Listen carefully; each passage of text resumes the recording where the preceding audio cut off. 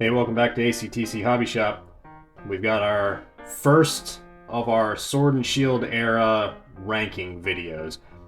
Talked about in the previous video, this is the beginning of what we're calling the Pokemon Professor series, and our first sort of scientific inquiry is which of the Sword and Shield era sets is the best. Go check out our previous video for a full breakdown of what we mean when we say the best, and also the kind of ranking points breakdown criteria that we're using for this. But let's go ahead and get into this. And of course, what better place to start than the beginning? So the Sword and Shield era base set. It's released in February 2020. Taking a look at the cards and Pokemon that were featured in this set.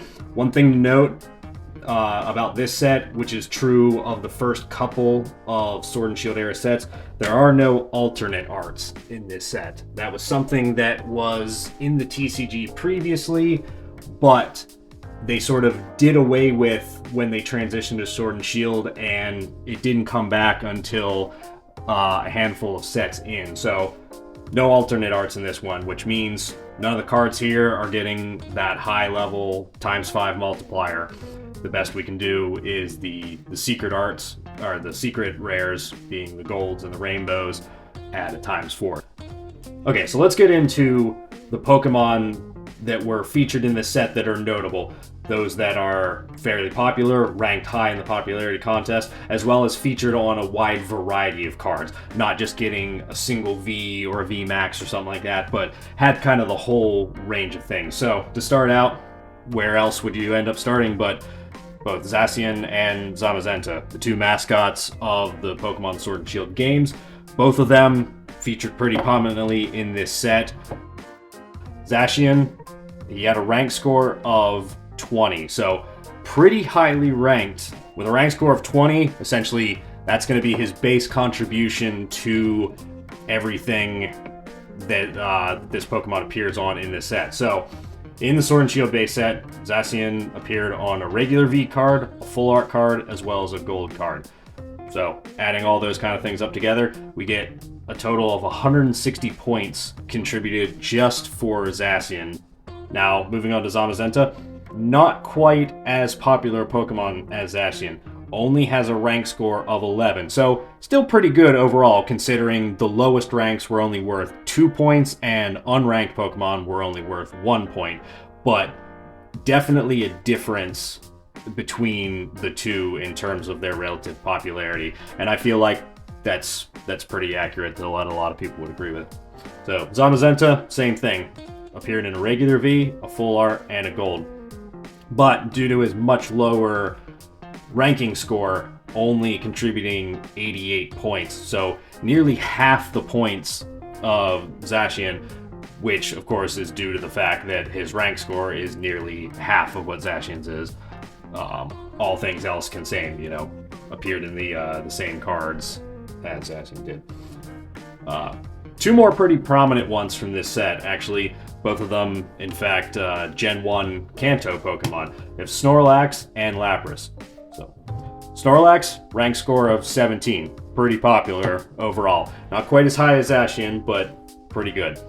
Snorlax actually appeared in all 4 card types that were featured in this set. So, the regular V, V Max, a full art, as well as a rainbow card. Again, like I said earlier, there were no alt arts in this set, so those were the 4 possible card types there were, of course not counting the regular non-V cards, and Snorlax appeared in all 4 of them.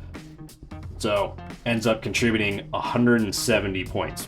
Lapras, rank score of 19, so very close to Zacian. He still takes the crown in terms of the single highest ranked Pokemon featured in this set. But the key difference between Lapras and Zacian is that Lapras appeared, once again similar to Snorlax, in all 4 of the card types. Regular V, V Max, Full Art, and Rainbow. And so, because of that one extra card type, that is an extra, set of points adding on to the total. Only 1 point in ranking difference, 20 versus 19, but 190 total points contributed to the set just from Lapras. for being fairly highly ranked and also appearing in all 4 card types. So obviously the popularity of a Pokemon is important, but the number of cards that they appear on in a given set is almost more important in terms of its overall impact to that set. So where does that leave us in terms of the total score? Obviously, there's no time to go through in one video every single Pokemon that contributed score to this, but we did go through and crunch all those numbers, and adding everything together, we're able to give the Sword and Shield base set its final total score. 842.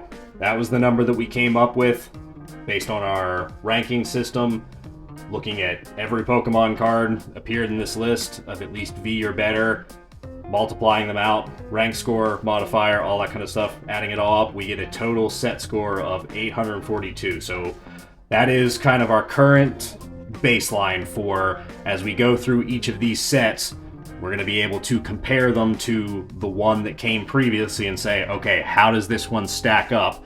Is it better or worse than what came before? So 842 on the Sword and Shield base set, pretty decent score. Obviously, we don't have anything else to compare it to at the moment, but this sort of forms our starting point, our basis for comparison as we go forward.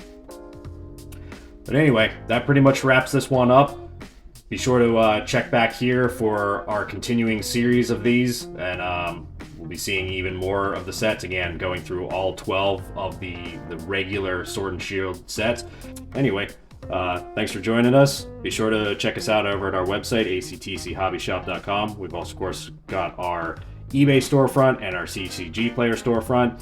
And yeah, stay tuned right here for even more ranking videos. Like, comment, and subscribe, and we'll see you guys in the next one.